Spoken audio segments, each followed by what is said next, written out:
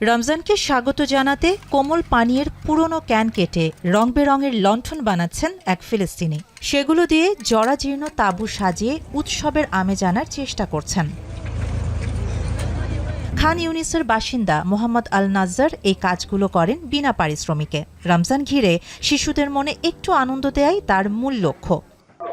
ورغم الحرب ورغم الألم ورغم القسوة ورغم اللي شفناه بدنا نستقبل رمضان وبدنا نفرح ونفرح الأطفال زيهم زي أطفال العالم كلياتهم।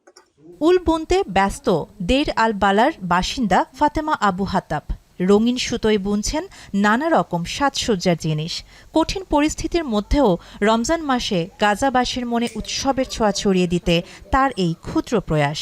أول رمضان يجي علينا وإحنا بدون حرب أو تقريبا بدون حرب، بدناش نحكي بدون حرب، إحنا صراحة لسه بنعاني ويلات الحرب ومضاعفات الحرب واللي ما بعد الحرب أصعب من ما كنا عليه।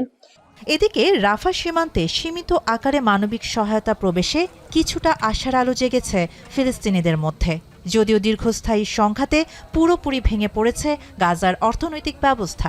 একবেলার খাবার জোগাড় করতেই পরিবারগুলোকে লড়াই করতে হচ্ছে। তার উপর রোজায় খাদ্য সংকট নিয়ে শঙ্কায় বাসিন্দারা।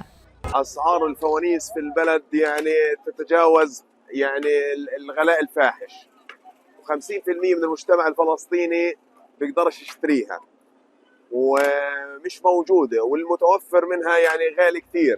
তবে যুদ্ধবিধ্বস্ত গাজায় রমজানের পণ্য পর্যাপ্ত থাকলেও বেশিরভাগ মানুষের হাতে নেই অর্থ। রমজানের প্রস্তুতিও তাদের কাছে হয়ে উঠেছে বিলাসিতা। আগের বছরের তুলনায় এবছর রোজার পণ্যের কেনাবেচা কম বলে জানান বিক্রেতারা। والاستغلال راح. اليوم في اسعار كويسه وبضائع موجوده وموفر زي ما قلت لك وحكيت لك موفره كثير البضاعه لكن ما فيش مصاري। যুদ্ধবিরতি চললেও সারাক্ষণই গাজাবাসীকে তাড়িয়ে বেড়ায় ইসরায়েলি হামলার শঙ্কা। বিধ্বস্ত বাড়িতে কোনো মতে দিন পার করছেন ফিলিস্তিনিরা। তাদের প্রত্যাশা রোজার মধ্যেও যেন একটু শান্তিতে বসবাস করতে পারেন তারা। শাহানা জাহান, এখন বিশ্ব।